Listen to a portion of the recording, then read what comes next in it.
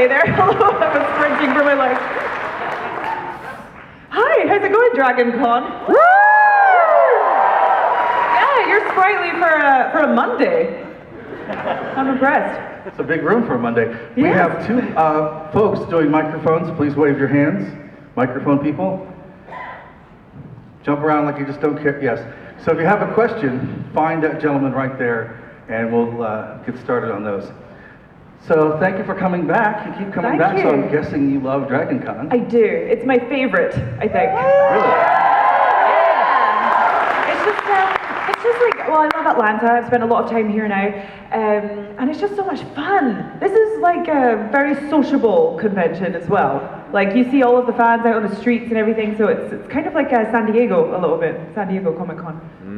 So I want to start by asking you, when you signed on to be Amy Pond, did you think that would open, you knew as a career it would open a door for you, but did you think it would open like a huge friggin' door like it's opened for you? I mean, did you expect, I mean, how did you go into that? Well, yeah, I thought that there was definitely a door that was going to open, but the door turned out to be this gigantic. I'm really running with this door metaphor. I'm going to abandon it now. I mean, you know, it's interesting, when you get that role in the UK, it's kind of, you know, it's such a national institution where I'm from, and so you sort of know instantly that your life's never going to be the same again. And, you know, like, I got the role, and within an hour of it being announced on the news, there was like journalists and stuff outside my parents' house in the middle of nowhere in Scotland, and I was like, okay, this is madness. But that was sort of weirdly to be expected in the UK, because Doctor Who's been going for, you know, 50 years.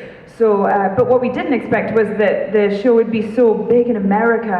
And then, you know, we knew it was showing in America, but we didn't understand anything about viewing figures or anything like that. And I don't think many of us were on social media at the beginning. And then we came to New York for the first time, and there was just all of these Whovians all over Central Park. And we were like, oh my God, like, this is big in America too. And it was a shock to the system. You got to do a lot of cool locations. You went to Utah, you did New York, and then you went to Spain. I know, not half bad. Not half bad for a good gig. Is there any place you wish you could have gone that you didn't get to go?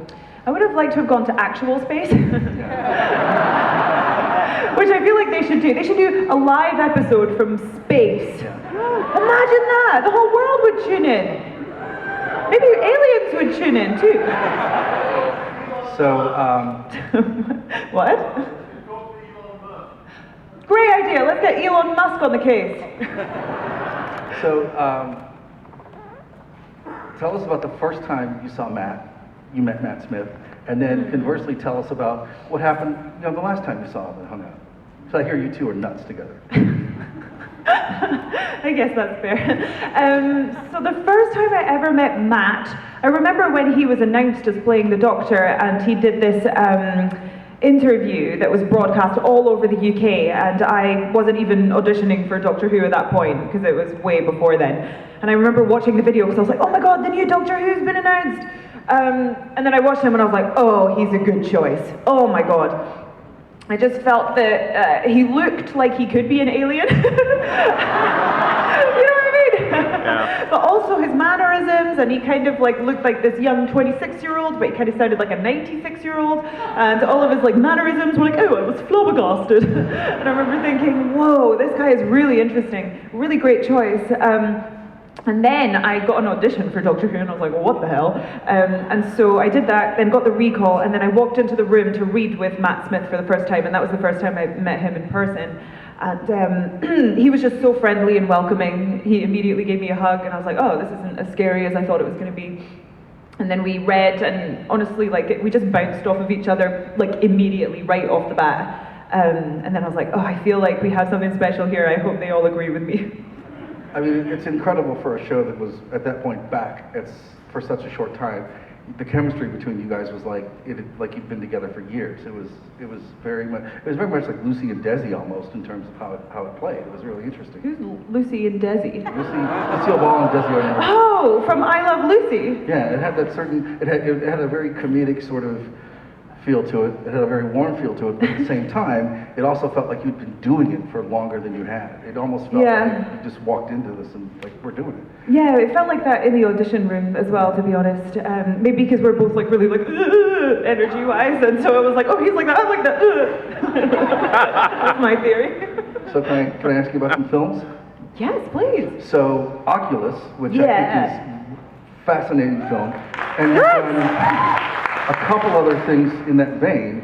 Are you a fan of horror films? Because you picked some really interesting and genuinely scary ones to do.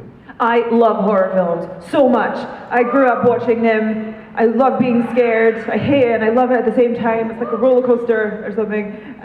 My favorite is The Shining or The Exorcist. That's a good one. Yeah. So I always wanted to do an American horror movie and walk down a corridor and be like, I got to do it in Oculus. And you made a movie with Tom Hanks. What was that like? That was amazing. Oh my goodness. So that film is called The Circle, and it's about a technology company, and it sort of questions whether our sort of use of technology is going too far and how much are we sharing of our lives. Working with him was amazing. He is one of the nicest people I've ever come across. He just sort of like, you know, because everyone's like, oh my God, it's Tom Hanks, and he walks into a room and he's like talking to every single extra in the scene, and it was just lovely. So yeah, really nice experience. And the other thing I wanted to ask you about is a little world that you're inhabiting called the Avengers. Oh yes.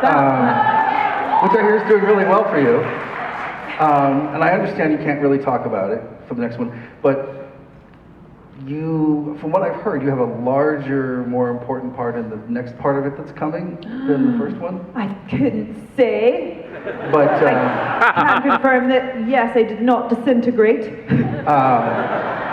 So getting into the Avenger films, it's one thing to sort of get involved in Doctor Who and all of the backstory that comes with that and all the lore and everything, and then go to like the Avengers and Guardians and that whole backstory thing. How did you prepare to be Nebula and sort of get into a film that's not just, oh, this is a film, but this thing is like, you know, going to explode. How did you really get your head into that space? Well, it was interesting because we've already, I think all of us had already played these characters in different movies. So we knew them inside out by the time we walked onto the Avengers set.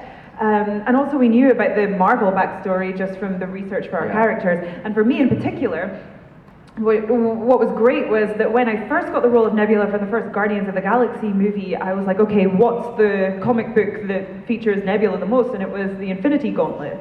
And so I was like, great, I'm going to read that. And then I found out that the next Avengers movies, 2 movies, were going to be based on that comic. So I was like, oh, great, I know all about this already. So we have some questions, and we're going to start with this gentleman right here. How long does it take to get into the Nebula makeup? So on the first Guardians of the Galaxy movie, it took 5 hours. On the second one, it probably took about maybe less than that, a little less than that. And then now we have it to under 2 hours, and it makes me so happy because it's like a normal makeup. Yes, we still have to wrap all of my hair though and put it under a bald cap, and then it's 2 hours of makeup, and then it's 30 minutes to get into the costume with the help of another person. Going to the bathroom is a nightmare, but it's worth it. Hello. Hi. Hi. My question is, now that we know Jodie is going to be the new doctor, and I want to know, even though it's not probably a possibility, how do you think Amy would interact with what is now her daughter-in-law? What? Oh, wait, I'm so confused. Wait, so Riversong, the new doctor. Yes, you're right. Yeah. Okay, this is a lot to take in for me right now. I think that she would love her daughter-in-law. I mean, she already loved her son-in-law, and it's the same person. Gender, I guess, is not really a factor in this relationship. You know, technically it's the same person, and so I think Amy would get on with them exactly as she has done before.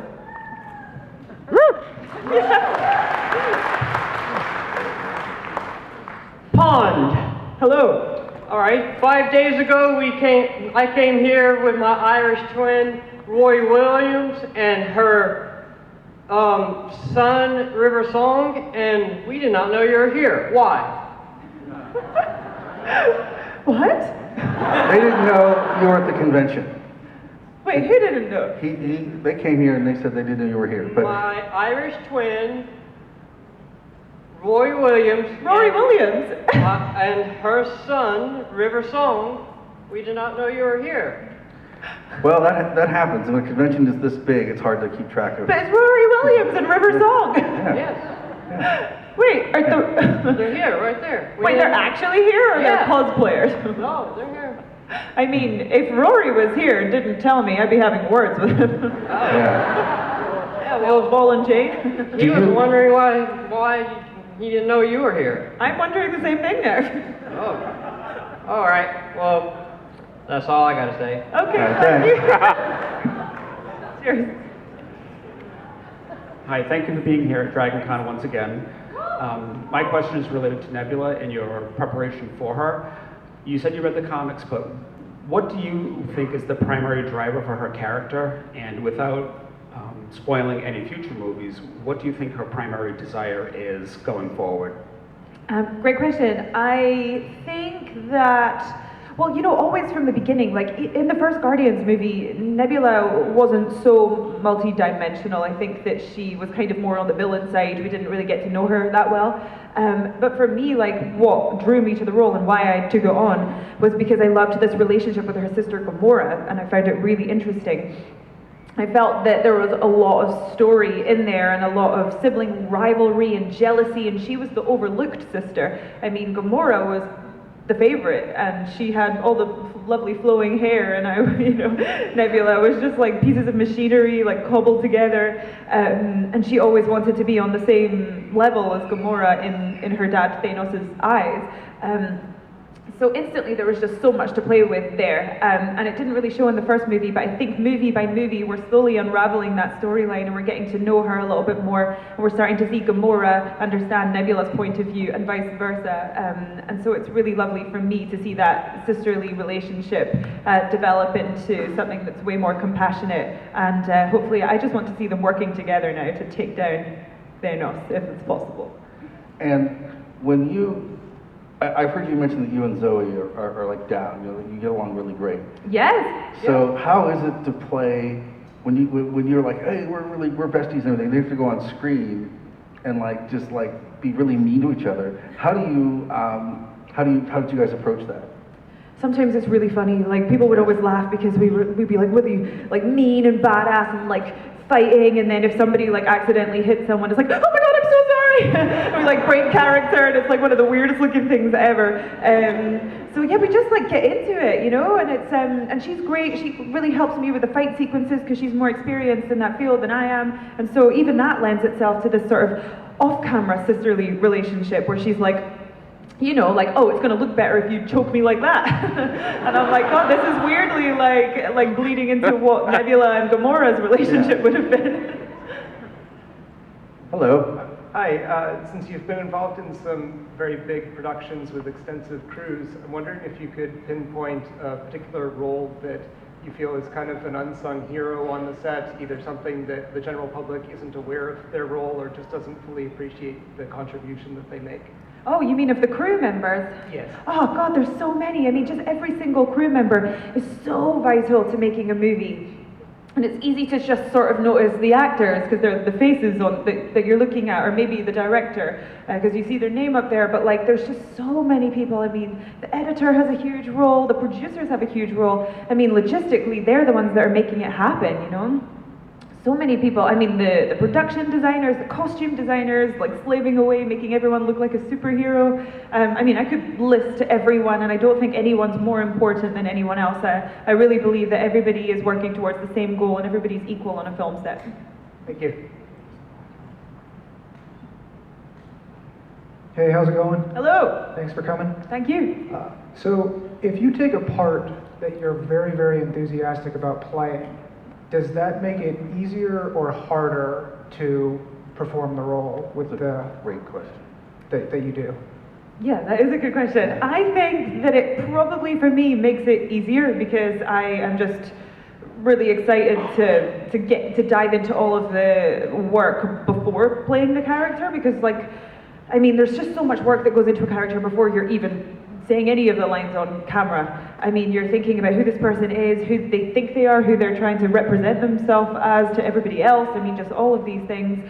So like, having passion and enthusiasm really helps motivate you to do all of that groundwork, and then hopefully once you're on camera, it's easy because you did all the hard work, and then you just get to play. But sometimes that can bring more pressure too, because if you're really enthusiastic and you're like, oh, I can't believe I get to play this role, it's more nerve-wracking because you're like, I don't want to mess it up for everyone. So it's both really. Yeah, I feel that way about asking questions in front of 20,000 people. Well, you did amazing! Thank you. Hi, I'm Lucy, and I had a question. Also, I'm a huge fan of Doctor Who. I've been watching it ever since I was like 4 years old. Thank you, you're making me feel so old. So, I was wondering if you had any tips for young actresses. Sorry, what was the question? Do you have any tips for young actresses? Oh, do I have any tips for young actresses? Yes, I do. I think that, I mean, the way I approached becoming an actress when I was younger was I just wanted to practice as much as possible. So, I mean, if you could join like a local theatre group or like a drama group and get involved in school plays, I think that's a brilliant way to kind of get used to the feeling of being up there in front of people, and you're going to get better at that every time you do it. So I would just say practice as much as you can, and also what else I would say is just watch as many films or television shows as you can, and watch other actors that you like, because what I do when I'm not acting is I watch actors that I think are better at it than me, because that's how you can learn as well. So, yeah. Okay, thank you. Thank you so much.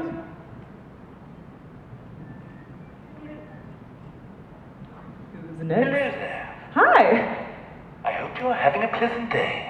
My question is very simple. What is the most difficult scene you have ever had to film?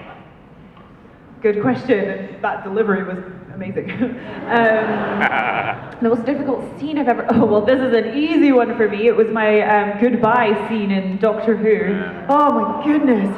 In some ways it was the easiest scene because I wasn't acting. Like when you watch that scene, like I'm not acting, I'm just breaking down in a graveyard. I was like, we're in a graveyard, this is even more morbid. And like, I mean, it was just so sad. And then Matt was breaking down and I could tell that wasn't acting either.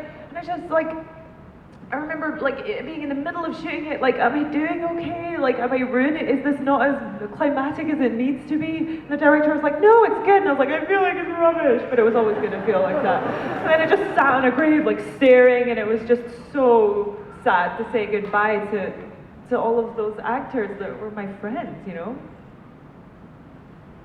Hello. Hello? Hi.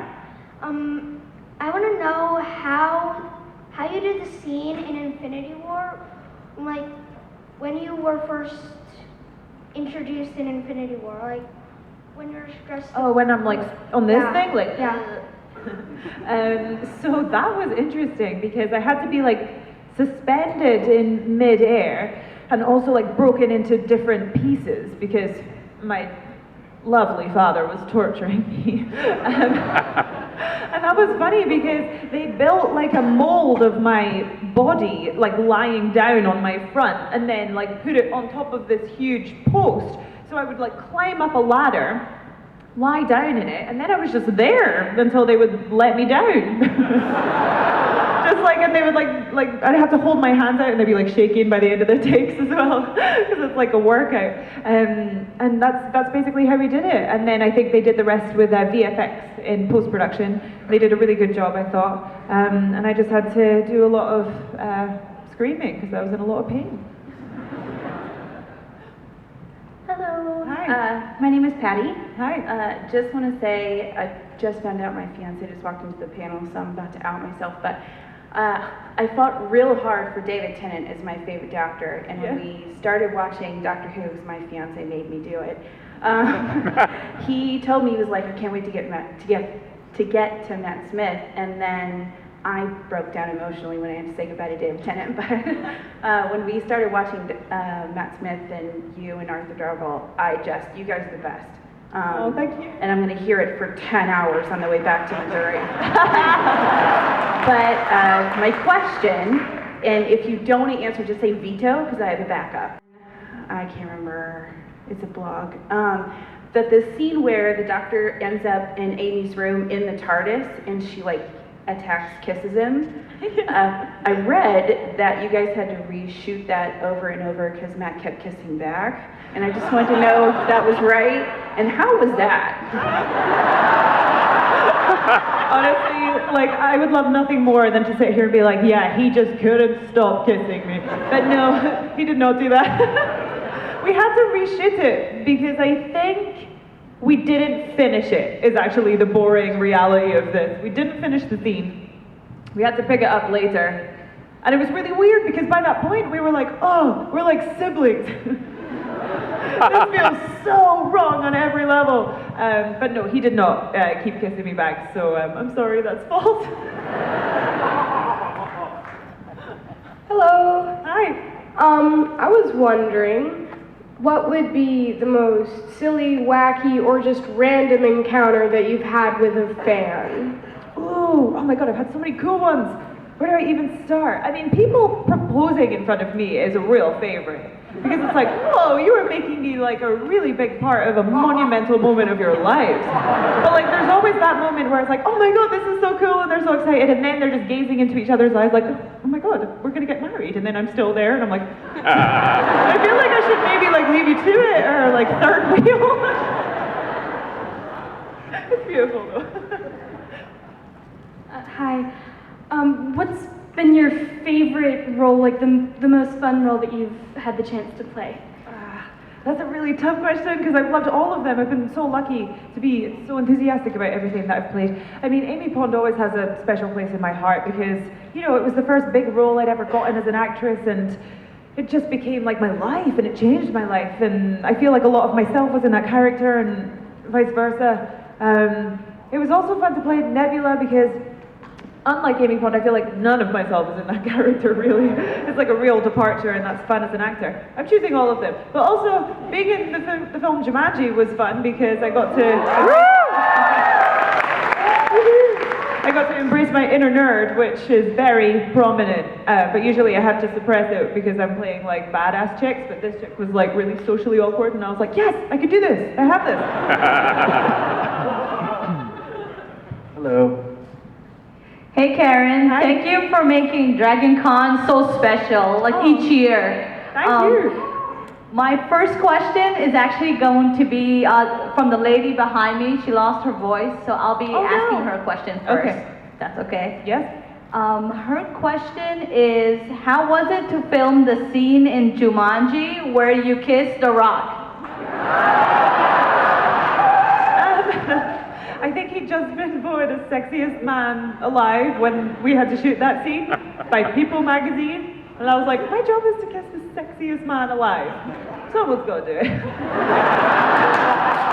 He was great, very respectful and gentlemanly, and I ate a mint because I'm nice. And we didn't do that many takes, actually. It was a really weird experience, though, because it was the grossest kiss of all time. So I had to just really go for it and throw caution to the wind. Awesome. And now my question. Yes. You were amazing in Selfie and Oculus and Jumanji. Everything you do is just so special. Thank you. My question is going to be about during your time at doing Infinity Wars and how I read online in a few articles that your long, beautiful hair clippings were used to make a Star Wars wig.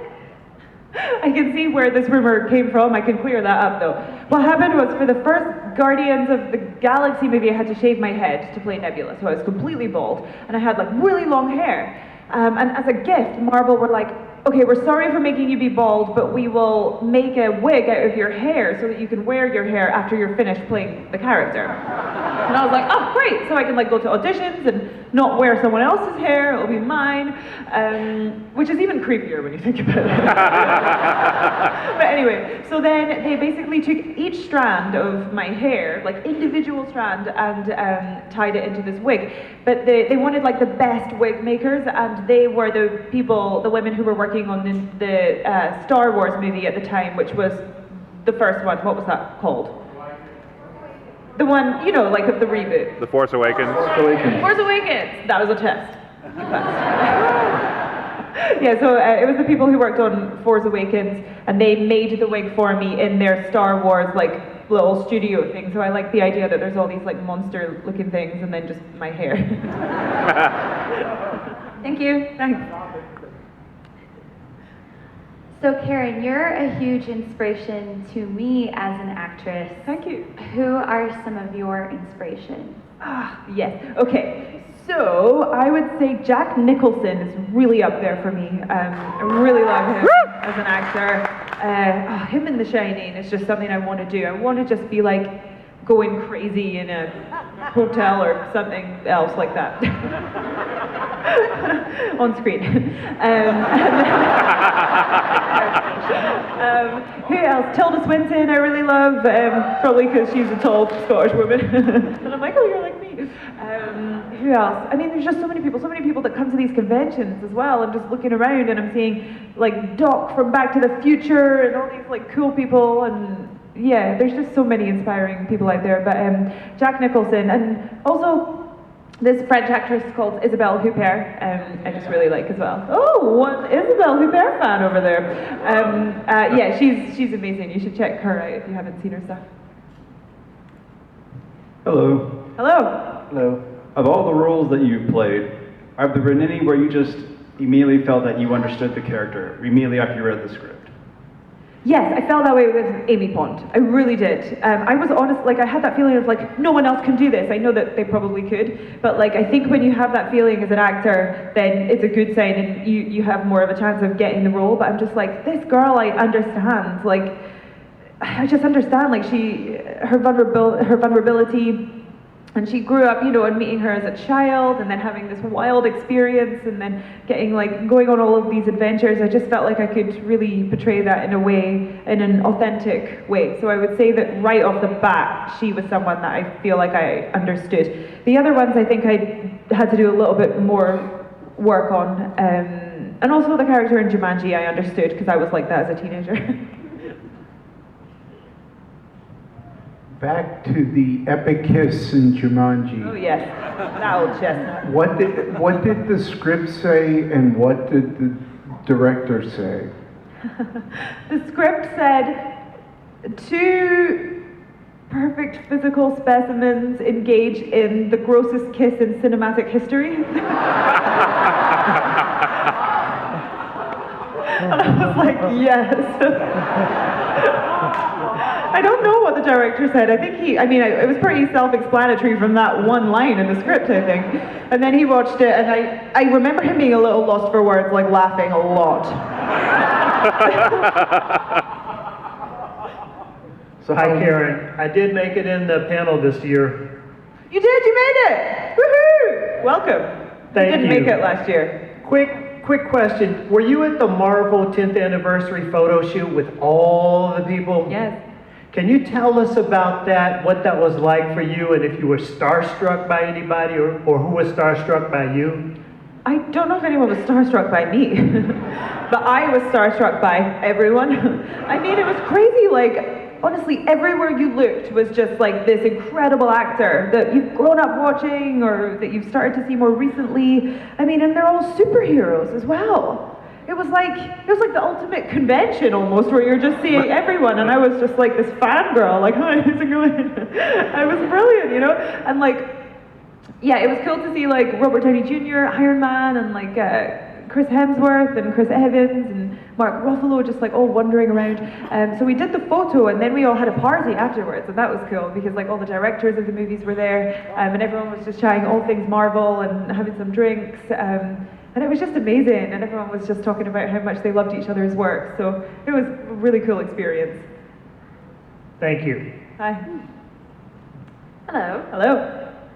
You recently posted on Instagram kind of a joke video about auditioning for Cats. Yeah. And I was wondering, would you ever do a musical? And if so, what would you want to do?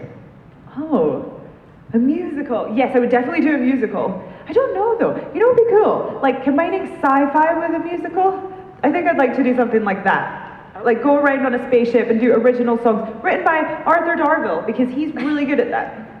Fantastic. He is. He writes like amazing songs. Dr. Whoosicle. Dr. Whoosicle, did you just say? Bravo. I like that.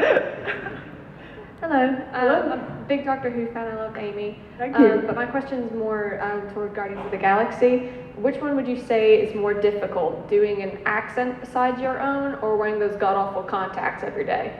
Ooh, it's definitely the contacts. Those things, I don't know if you've ever worn, like, what are they called? Sclero lenses? Yes, sclero lenses. They take up most of the eye. Like, so it's not just the little thing, you know, going over the pupils. And my God, and I've been told that I'm not a candidate for lenses, which sounds really serious, because basically every time they tried to put them in, I'm squirming, going like, I can't do it! And it's like a real ordeal. And now I don't wear them anymore because I can't. So they have to CGI my eyes because it was just too traumatizing. I couldn't do it anymore. So the first movie is contacts, and then from then onwards it was CGI. Thank you. Thanks. Hello. Hi. I had the pleasure 7 years ago of visiting Cardiff and doing a tour of the film locations. Oh, cool, yeah. And the tour guide told us about a pub that you really enjoyed while there. The Cooch. Yes. Yes. Great lunch. Yep. So I was wondering, since you film here a lot, what are some of your favorite restaurants around Atlanta? Right. I have so many. My favorite is Per Calvin's, which is Asian Southern fusion. Yeah, got an applause. It's really, really good. I was there last night, actually. And also, I really like Empire State South, because they have the best coffee in the city, in my opinion. And also, there's a really good seafood restaurant called The Optimist. I really like that one, too. Thank you. Thanks. So I'm not going to ask you to confirm anything, but there's a lot of theories around the next Avengers movie. Do you have a favorite that you've heard? I mean, I'm nervous to say anything about it. What can I say? I mean, I've heard a lot. I don't know. It's going to be so good. Huge spoiler coming from me. Nebula's going to get to do some cool, fun stuff and meet some new, cool, fun characters that I'm excited about. So that's not a rumor I've heard. I'm just telling you that. Hello. Hi. I was wondering, how was it for you and the other adult actors in Jumanji to try and take on teenage personas that had already been portrayed by teenage actors and actresses? Yeah, that was really interesting. That was a fun challenge because we wanted to portray authentic teenagers, you know, not just like cartoonish caricatures. We wanted like real teenagers. But we filmed, so all of the adults in Jumanji filmed their stuff before the teenagers filmed any of their stuff, if that makes sense. So we like did all of the jungle stuff, and then the teenagers shot the stuff at the beginning of the movie and the end of the movie. And so we had to establish the characters ourselves, and then the teenagers came in and had to watch everything that we'd done, and then emulate what we had done. So really, the teenage actors should be getting most of the credit for the consistency between the performances.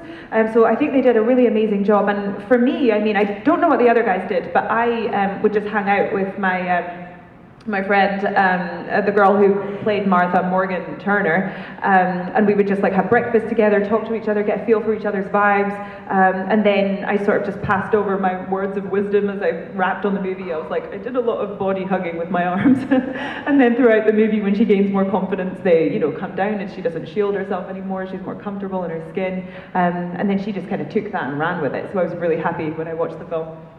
Thank you. Thanks. Hello. Hi.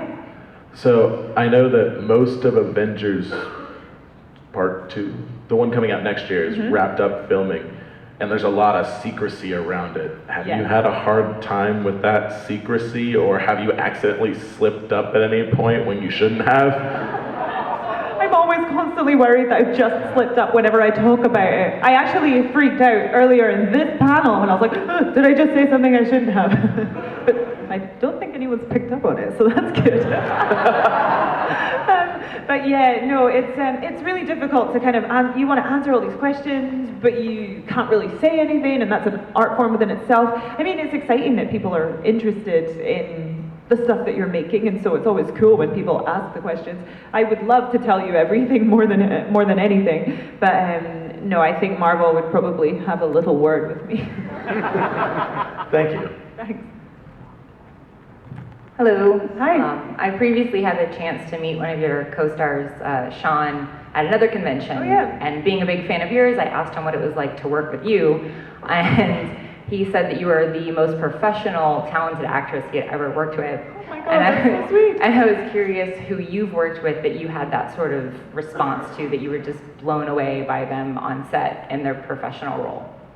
I mean, it's always exciting when that happens, when you're like, okay, I really admire you, and you are living up to like everything that, you know, I'd hoped for.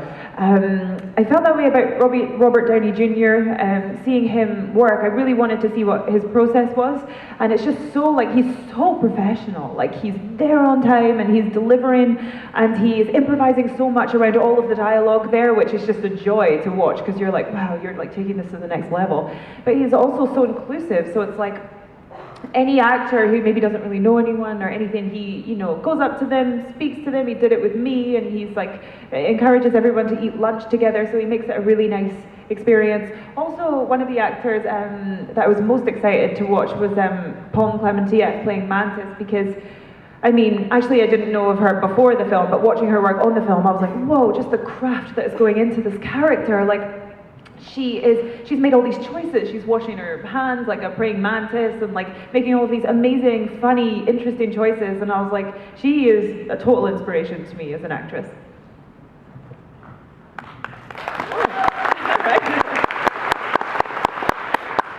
Amy, what is your exercise regimen, and was it different for Jumanji?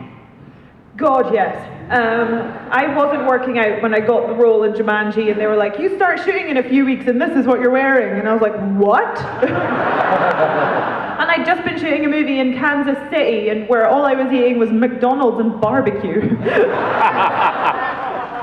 And I was like, okay, I really need to get it together. So I just like completely like flipped my whole eating pattern and workout regime, which was non-existent at the time, and they sent me to someone who could help me out with that to get it together really quickly. I would have loved to have had more time, and then I just started eating healthy and working out most days. But the main thing they told me to do was walking, which I was surprised by. They were like, if you can get enough steps in, then you're gonna get in shape. And I was like, really? I feel like I have to be like sweating in a gym, like ah. But no, they were like, get your walk on, and I was like, great. Hi. Hi. So, you know, one thing fans like to do is nitpick the movies they love, and you actually had one of the biggest nitpicks in Infinity War, like, or surrounding Nebula, which was, why didn't she just knock out Star-Lord when he's being dumb? So, what I was actually wondering is, do you nitpick movies that you're in more or less than movies that you're not in? Like, do you find being in the movie makes you not question as much, or is it like being involved in it makes you question it even more? I would say it's probably the latter. Like, I think I question stuff whenever I notice it. So like, hopefully we notice it in the script stage rather than when you're watching it. And sometimes you can fix it, but like, I do know what you mean. Like, I definitely do that myself, but then we usually like, I mean, there's a way to kind of like justify it almost. It's like Star-Lord's reaction, you know, was an emotional one. He's dealing with a loss, and people do really weird and things that are not smart in those moments, you know. And so I think that there's a way to kind of justify these things, sometimes at least from an actor's point of view, when I'm like, why is my character doing this? And it's like, well, if you think about it, she's in this state of mind. So that's usually kind of how the conversation goes, unless it's a real plot hole, and then it's probably fixed. Hello. Hi. I was just wondering because I was a background extra in Jumanji. Oh, were you? Yeah, Cool. I was the one in the very back with like the red frohawk. They're like, your hair's too red, it matches Karen's too much, but she's better than you. Did they really say that? Well, they said my hair stands out too much. So. That's so funny. But I was just wondering, what is more stressful when you are doing an emotional scene, when you have a physically demanding scene, or when you're doing a scene like in Jumanji where there are like 500 people just walking around and you have to like run around and stuff? What's more stressful? Yeah. I don't actually find it so much. So I don't ever find myself really getting like stressed out. I think like it's challenging to do the emotional scenes because, I mean, it physically takes a toll on you when you're crying, even though you know that you're fine and it's the character that's going through this bad time. Sometimes you have to call upon the things in your mind that make you sad in order to get to that place. So it's a weird sensation of, I know I'm fine, but I just feel like I'm sad. But weirdly, like that feels good too, because you're like, I feel like I'm achieving something at the same time. So it's like a weird mixture of feelings. It's definitely not stress, but it's draining to me. Hi. Hi. So one of the things that fans really love to do with people they admire and they get to see a lot is to connect with them. So I guess for us, if you weren't an actress, what else would you choose to do for a profession? It's interesting you say connecting with people because I sort of feel the same way, and I think I would love to be a therapist or something in that field where I'm getting to connect with people and analyze human behavior, because I think that's my greatest passion in life is human behavior, why people do the things that they do, and that's so, like, it's a huge part of acting is like trying to understand why this character is doing any of the things that the character is doing. And so I really like that part of it. So if I wasn't an actor, I'd probably like to sit opposite people and try to understand them and help them. Can I ask a follow-up? Yes? When are you going to start taking appointments? Yeah, I'll get back to you on that. Hello. Hi. So since you're such a prolific actor and you've read a lot of scripts and stuff like that, do you have any advice for like budding screenwriters and stuff like that of things to do and things not to do? Yeah, I feel like, well, I've written some stuff myself, and I think that like the main way to learn how to write is to write and also read other people's writing. So like tips, I mean, like structure is very important. One thing that I learned from the first script that I wrote, which I then made into a movie, I sort of didn't give any thought to the overall kind of like momentum of the movie building towards something. It was kind of just very like I wrote whatever I felt, and it didn't feel like it was gathering momentum to me. It's okay in the movie because we fixed it in the edit, but I would say just that your writing has consequences, if that makes sense. Like somebody's going to have to like film that, and then they're going to sit in an edit room and deal with it. So if there's issues, then it becomes really difficult to deal with later on down the line. So it's about perfecting the script. A lot of people say don't say anything that you can show, so it's like show it rather than say it, because that's kind of maybe more fun to watch than just listen to dialogue all the time. And yeah, structure-wise, maybe like a book called Save the Cat is one that I read, and that's really good for structure for scripts. Thank you. Thanks. Hi. Hi. When you and Matt were filming Vincent and the Doctor in the museum scene with Bill and Tony, did you feel the weight of that scene when you were filming it, or did you have to go back and watch it? Because it's kind of a classic for Doctor Who. You know, yes, we did feel the weight of that scene, because what happened was, I remember, because Tony, who played Vincent, had to be very emotional in that scene. And he was really getting in the zone, but he was in the corner on his own, so we didn't notice. And me and Matt were being so loud and laughing. So we were like, rah, having a good time. And then the director came over to us and he was like, guys, can you be quiet for a second? Like, Tony really needs to get in the zone for this. And we were like, oh, yeah, of course, we didn't realize. And then we just looked over and he was like crying. We were like, whoa, this scene is emotional. And then we watched him, they shouted action, and we watched him film the scene, and it was like, oh, okay, yeah, this is this is a heavy one.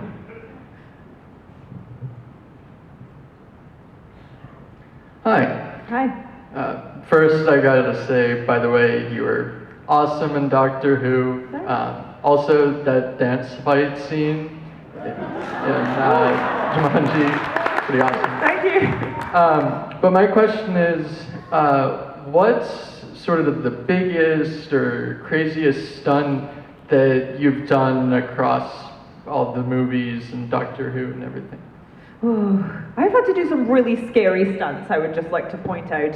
And I'm terrible with being dropped from things. I hate it. And then there was, I think it was during some reshoots for Guardians of the Galaxy Volume 1, and they suspended me at the top of the studio ceiling, which is higher than this ceiling. And then I was on a harness and stuff, and then they just let me free fall for a little while filming me. And then there was this machine that was connected to the wire that I was on that would stop me before I hit the ground. And then I was like, oh my god, wait a minute, so my life is in the hands of a machine? What if someone unplugs it or something? How does that work? I think there were people also doing it manually, but still. So that was really scary because it would be the anticipation of waiting at the top and then just ugh. And I was like, oh my god. That was scary. Thanks. Hello. Hi. So my question is, when Infinity War was announced, everybody was obviously looking forward to the whole cast of characters coming together and interacting with each other. So is there any of the characters or the actors that you were looking forward to having to work with that you didn't get to work with? Robert Downey Jr. for sure, who I did not get to work with on the first movie. I was really excited to sort of see how he worked. Who else? Everyone. I just wanted to see all the superheroes walking around in costume doing really normal, mundane things oh, what did you have for dinner last night? Oh yeah, I tried this new dish. And I'm like, you're Thor! What? So yeah, that was weird. And the second question is, can you give me an opinion on this since you play her sister? Why is Gamora? Very good question. I don't know why is Gamora. I've been asking myself that for some time. That Nebula definitely has. Why is Gamora even here? Howdy. Hi. So I have a question about scenes and acting and prepping for them because I'm a new actor. I'm getting into it, and I'm wondering what's your most preferred and least preferred emotional scenes, comedy and emotional, and how do you prep for them? I don't have a favorite in terms of genres, whether it's comedy or serious. Really great stuff for me has a little of all of that. I think things can be funny and sad and everything. I think in really sad situations in life, sometimes we laugh because it's just whoa, I don't know how to deal with this. It's crazy. So I think you can sort of bring everything into it. In terms of preparation, what I start with whenever I get any character is this. I basically write down, I go through the script and I'll write down on the top of a page of paper, I'll write, what does my character say about myself? What do I say about myself? And then I'll go through the script and write down every line where I say something about myself, whether I'm a really nice person, or, I really like to do this. So you write all of those down. And then on another page, you can write down everything that another character says about me. So that would be all of the lines of dialogue where people describe me oh, she's just a terrible person, she's not funny at all. And then you can sort of look at all of those and you can sort of get a sense of the overall character from that, and it's a nice starting point, and then you can take it from there. Thank you. Thanks. Hi. Hang an applause. Hi again. I have a question about Guardians 3, and I want to ask it in a nice way. Okay. There may be a different director.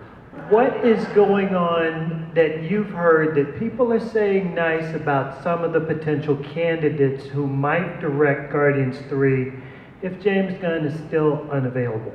I think right now you're really focused on Avengers films, right? For the most part? I think so. The truth is none of us know anything, unfortunately. And so all we can do is focus on what we do have, which is another Avengers movie coming out that we're all really, really excited about. But unfortunately, no news for the next Guardians as of yet. Thank you. Your sexy walk in Jumanji And that's was best transition of the convention. Thank you. Wait, I missed the last part of the sentence. What about my sexy walk in Jumanji? it was epic. Oh, thank you. I appreciate that. Oh, that was it. Oh, was I supposed to? You know, that was not a question. Did you two come up with that on your own? I think I came up with that at some point during rehearsals. I think I just always wanted to do that. And I was like, this is finally an opportunity to do the weirdest walk of all time. It was really fun to play around with that though, like, and weirdly easy to be terrible at being sexy. Hi. Hi. I just want to say, my husband and I had a Doctor Who themed wedding, and we had Did you? Amy and Rory little figurines as our cake toppers, so Oh, your amazing. relationship in the show kind of like mirrored ours and was something we connected over, so thank you for that. Of course. Besides Matt Smith, who would you say is your favorite Doctor? Ooh, if I can't choose Matt Smith, I'm gonna choose David Tennant. It has to be. Yes, I think he's incredible. He's an incredible actor. He's Scottish. There's been so many Scottish people in Doctor Who now that I think about it. Capaldi. I love Capaldi too, but David Tennant was someone that I totally watched, and my mum is the biggest Whovian ever, and so she loved David Tennant, and when he left, she was like, I'm not gonna like this next guy. And then she fell in love with Matt, and you know, her daughter happened to be in it, which was really random for our family. Hi, I was wondering, would you ever cosplay? And if so, who or what would you cosplay as? I could do a Klingon. I feel like I make a great Klingon. We need a ginger Klingon. It's time. Hi, you're delightful every time I see you. Thank you for being an outstanding human being. Oh, thank you. A lot of different directors have different approaches to how much improv or at what stages in development of a show or a movie they want to have that happen. What do you prefer? Do you like being able to work with the writers early on? Do you like doing more on-set, spontaneous work? As an actor, I like to learn my line. I like to be really off book. So like by the time I get in the morning, like I'm not having to like learn my lines during makeup, which is just stressful, I think. Like I've just done so much work the night before that I come in and I'm relaxing and chatting, and then I can just go to set and it's all ready to go. And then what I like to do is like get the version of the scene that was written. And then I always ask the director for a fun run once we've gotten the scene to a place where we like it. And then I get to do whatever I want and say whatever I want, and they can't give me any notes. And I never know what's going to happen. Like I don't pre-plan anything. And then it's always just really fun. Like sometimes, honestly, it's terrible, and sometimes like something brilliant happens, and there's just no way to know what's going to happen. And that's kind of where you can like touch on something that's like discover something magic or something like you never expected. Hello? Hi. Hello. So, what would you say in those moments when the dream is so great that you feel you can't achieve it? What would you say to someone who has already given up but still carries the hope to revitalize the flame? I think that honestly, like anything is possible, truly. Like, I mean, if somebody else has done it, then you know that it's possible for you. I mean, if a human being can do it, then so can you. I mean, we're all just human beings, right?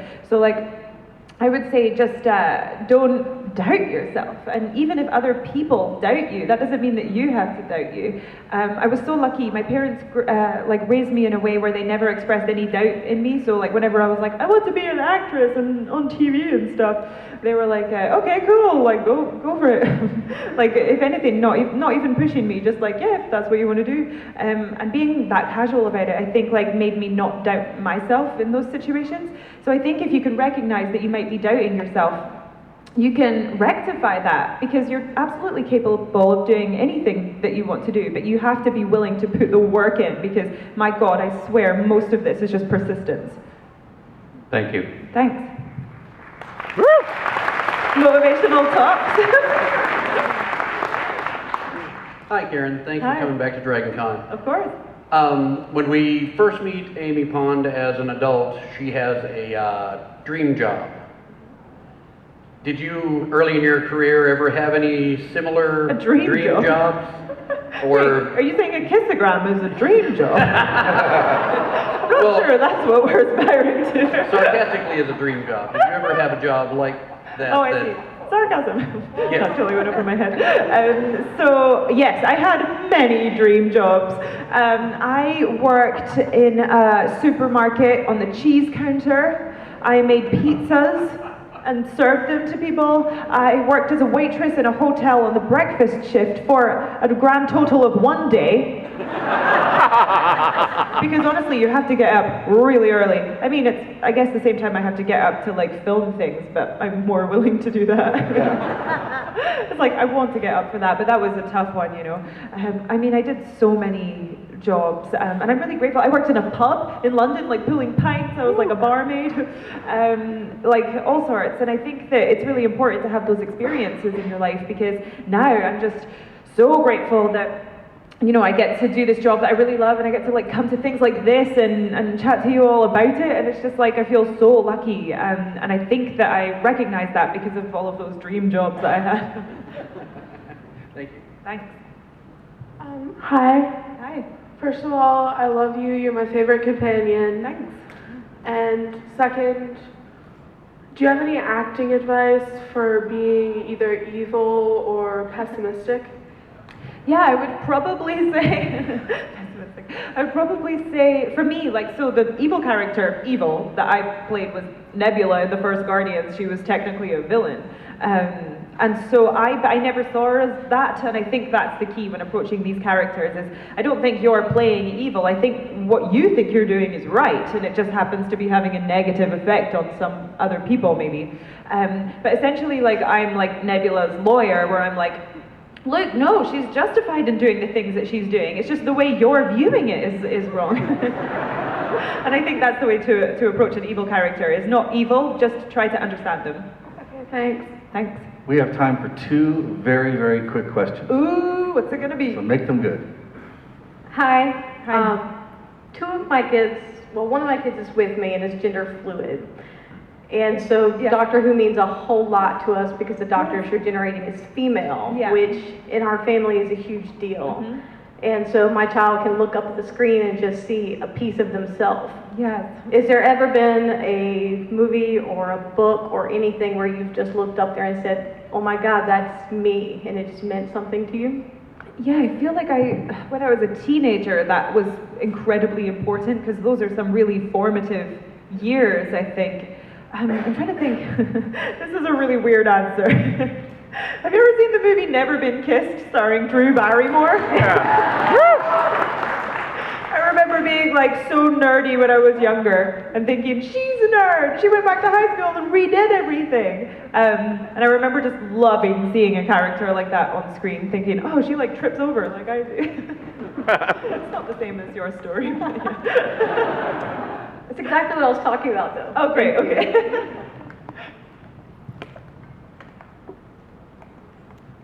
Hello. Hi. So I just wanted to know how, like, what are the steps to an audition?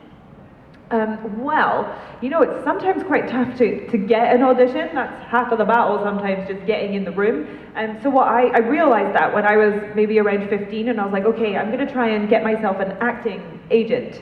And so I just called around all the agencies that I could in the UK, and everybody said no because I'd never done anything. And then one guy in Scotland just happened to say yes. And it just felt like luck, but it wasn't really, because I'd been calling around so many. And then he just started getting me auditions. So you kind of need to start with the agent part, or you can go online and look for open auditions for things. Or even if there's someone that you really love, you can write a letter to them, something like that. You just have to sort of find a way in any way that you can. Thank you. Thank you. And thank you so much, Karen, for coming today Thank you. and talking to us. How long are you going to be at the Walk of Fame today? Oh, I don't know. I'm terrible with my schedule, but I'll be there at some point. Okay, so people can come by and see you there. Yes, you can. All right. Thank you so much for Thank you coming so back much. in. So good to talk. Woo! Ladies and gentlemen, Karen Gillan.